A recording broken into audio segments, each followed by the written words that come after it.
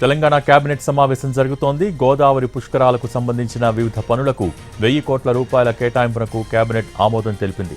తొలి విడతగా 300 కోట్ల రూపాయలు మంజూరు చేస్తూ నిర్ణయం తీసుకుంది.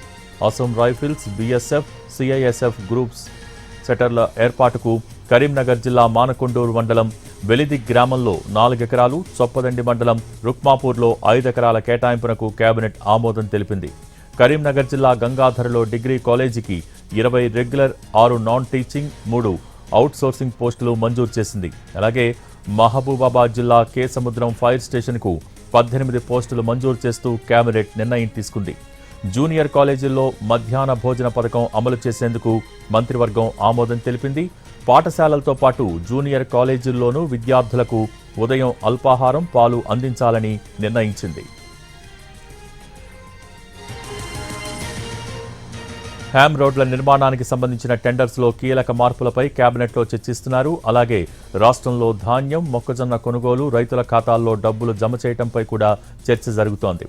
ఇందిరమ్మ కుటుంబ బీమా, 2వ విడత రైతు భరోసా నిధుల సమీకరణపై కూడా చర్చిస్తోంది మంత్రివర్గం. త్వరలో రాష్ట్ర వ్యాప్తంగా భూముల విలువల పెంపుపై చర్చిస్తున్నారు. 3 రకాలుగా భూముల విలువ పెంచాలని భావిస్తోంది తెలంగాణ ప్రభుత్వం. గత 10 ఏళ్లలో జరిగిన అక్రమ మైనింగ్పై సిబిసిఐడి విచారణ కోరుతూ కూడా లేఖ రాయనుంది తెలంగాణ ప్రభుత్వం.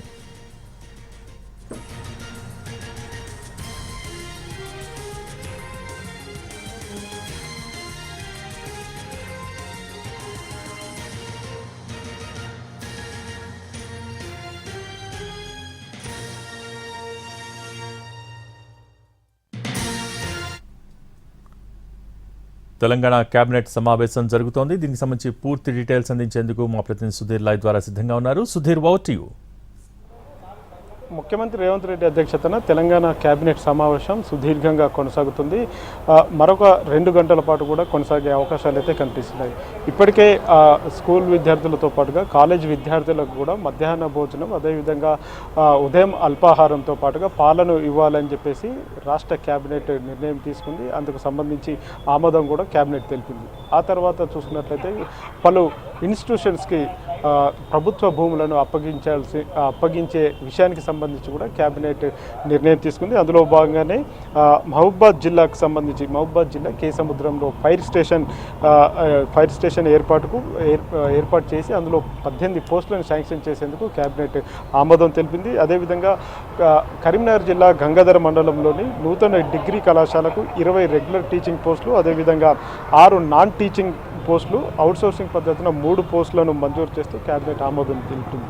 ఇవే కాకుండా 2027లో జరగనున్న గోదావరి పుష్కరాలకు సంబంధించి దాదాపు 1000 కోట్లను ఖర్చు చేయాలని చెప్పేసి ప్రభుత్వం నిర్ణయం తీసుకుంది. అందులో దాదాపు 300 కోట్లను ప్రస్తుతం రిలీజ్ చేస్తూ కేబినెట్ నిర్ణయం తీసుకుంది. ఈ 300 కోట్ల రూపాయలతోటి ఆయా ఎక్కడైతే ఘాట్స్ ఉన్నాయో ఆ ఘాట్ల దగ్గర ఏర్పాటు చేయాలని చెప్పేసి వచ్చే భక్తులకు ఎలాంటి ఇబ్బందులు కలగకుండా ఉండేందుకు ప్రస్తుతం ఘాట్ల దగ్గర నిర్మాణాలు, అదేవిధంగా రోడ్ల రిపేర్లు, ఇతర కార్యక్రమాలను చేసేందుకు దాదాపుగా 300 కోట్ల రూపాయలను విడుదల చేసింది. వీటితో పాటుగా చొప్పదండి మండలం రుక్మాపూర్లో 5 ఎకరాలు, అదేవిధంగా గన్నేరువరం మండలంలో 5 ఎకరాలను కేటాయిస్తూ కేబినెట్ నిర్ణయం తీసుకుంది.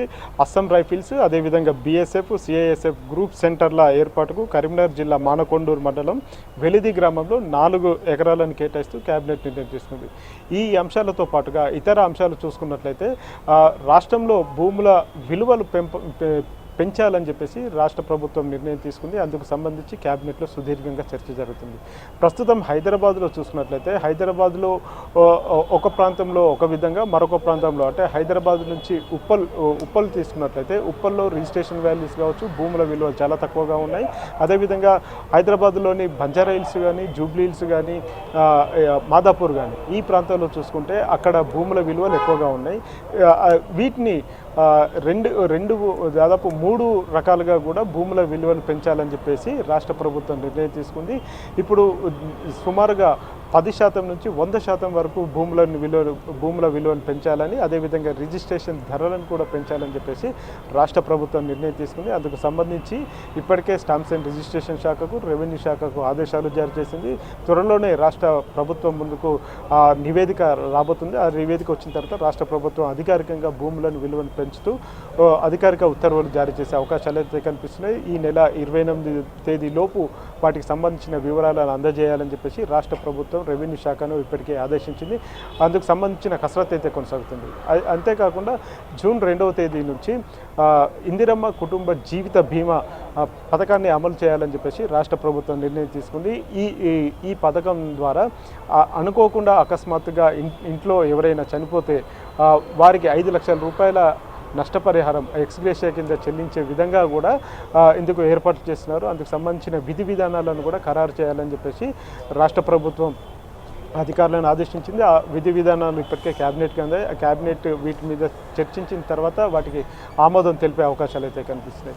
హ్యామ్ రోడ్లకు సంబంధించి ఇటు R&B అదేవిధంగా పంచాయతీరాజ్ శాఖకు సంబంధించి వేలాది ఈ కిలోమీటర్ల రహదారులు ఏవైతే ఉన్నాయో రహదారుల పునరుద్ధరణ కావచ్చు, కొత్త రహదారుల నిర్మాణానికి సంబంధించి హైబ్రిడ్ పద్ధతిలో వాటిని నిర్మాణం చేయాలని చెప్పేసి రాష్ట్ర ప్రభుత్వం గతంలోనే నిర్ణయం తీసుకుంది. అందుకు సంబంధించి ఇప్పటికే టెండర్లను పిలిచింది. టెండర్లు పిలిచినప్పటికీ కూడా చాలామంది కాంట్రాక్టర్లు ఎక్సెస్ అంటే ప్రభుత్వం కోడ్ చేసిన ధర కంటే ఎక్కువ కోడ్ చేయడంతో ఈ టెండర్ల ప్రక్రియ నిలిచిపోయింది. ఇందుకు కారణం GST ఇస్తున్న కాంట్రాక్టర్లకు ఇచ్చే డబ్బులు ఏవైతే ఉంటాయో అవన్నీ కూడా బ్యాంకుల ద్వారా వీరు లోన్ తీసుకోవాల్సి ఉంటుంది. వాటికి GST భారం అవుతుంది. దాదాపు 1000 కోట్ల రూపాయల GST భారం కాంట్రాక్టర్ల మీద పడుతుండటంతో వారు ఆ భారాన్ని అంతా కూడా సామాన్య ప్రజలకు అంటే ప్రభుత్వం మీద వేయాలని చెప్పేసి భావిస్తున్నారు. దీంతో ఎక్సెస్గా కోడ్ చేయాల్సిన పరిస్థితి వచ్చింది. కాబట్టి ప్రస్తుతం ఆ టెండర్ ప్రక్రియలో నిలిపివేశారు.